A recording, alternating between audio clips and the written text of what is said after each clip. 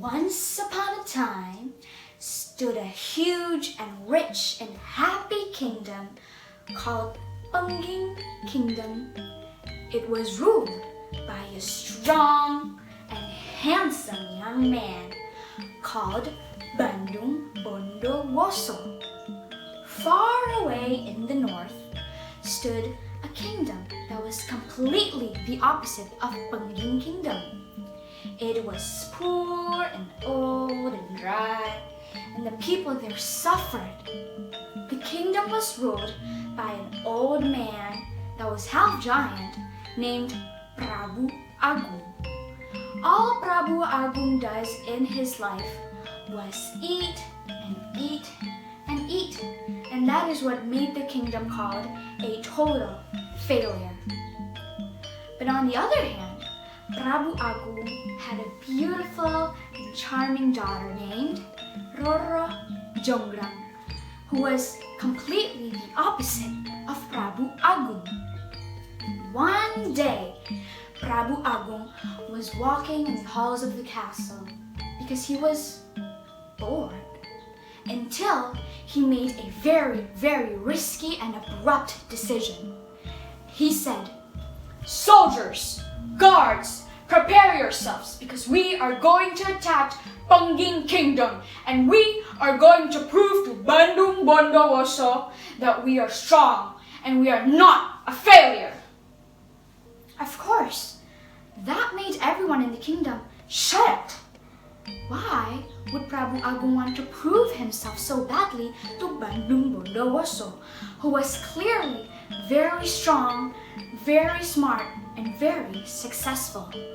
That made Roro Jonggrang, Prabu Agung's daughter, scared and worried to death.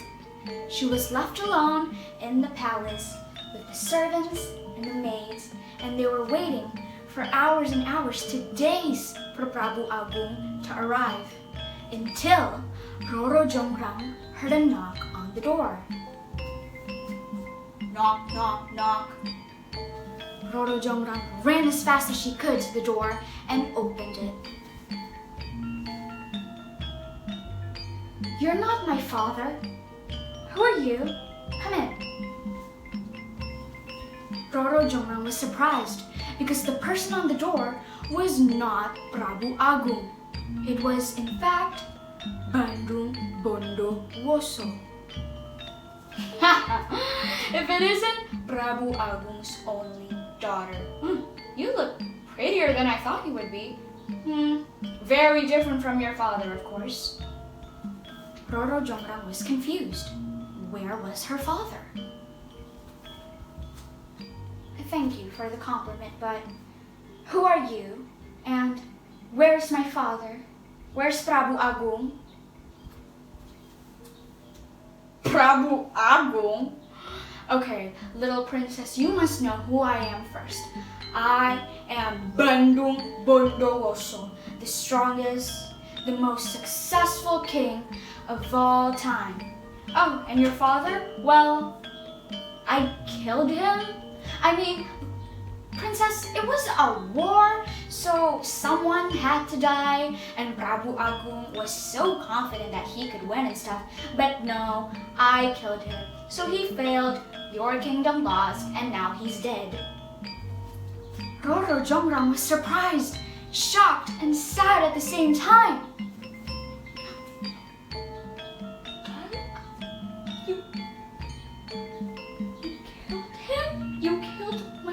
The only parent I have left? Yeah, I mean, I told you that I killed him. Anyways, I came here to tell you that I am going to be invading this kingdom and you and the other people are going to suffer. Wait!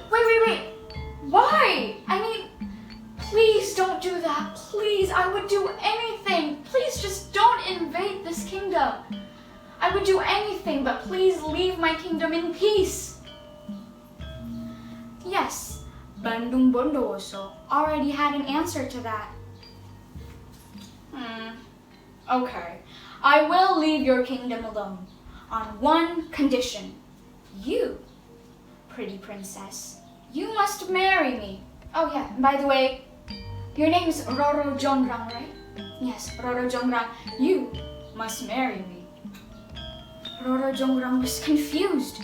How could she marry the man that killed her father? But on the other hand, her kingdom was going to suffer and was going to be invaded by another kingdom. So Roro Jongrang was confused and flustered until she had an idea. Well, I thought about it, and I will marry you, but under one condition. You, Bandung Bondowoso, you must build me 1,000 temples in one night only. If you can do that, then I will accept your proposal and we can be married. Sounds like a plan? Of course, because Bandung Bondowoso was a strong and successful man, he accepted Roro Jongrang's challenge. Only 1,000? I can do that in my sleep. Don't worry, Roro Jongrang. I will create 1,000 temples for you before midnight. And so Roro Jongrang was really confident that Bandung Bondowoso couldn't do what she asked him to. But she was shocked because before midnight, Bandung Bondowoso already built more than 900 temples. She was, in fact, worried and scared because she didn't want to marry Bandung Bondowoso. And so she ran to the servants' room and asked the servants for help. Knock, knock, knock. Oh my God, servants, please open the door now. I really need your help. Yes, Your Highness, what can we do to help? I need you to create a fire, but please make sure that you create it far away from the place Bandung Bondowoso is creating his temples. Please, can you do that for me? And also, can you pretend that roosters are already up? Make sure that they're awake to scare Bandung Bondowoso. And so the servants agreed, and they went to a field very far from the place Bandung Bondowoso is making his temples. And they created a huge fire, and they woke up the roosters. So the light coming from the fire looked like it was sunrise, and because the roosters were making such loud noises, bakak, bakak, bakak, bakak, Bandung Bondowoso would think that it was sunrise already.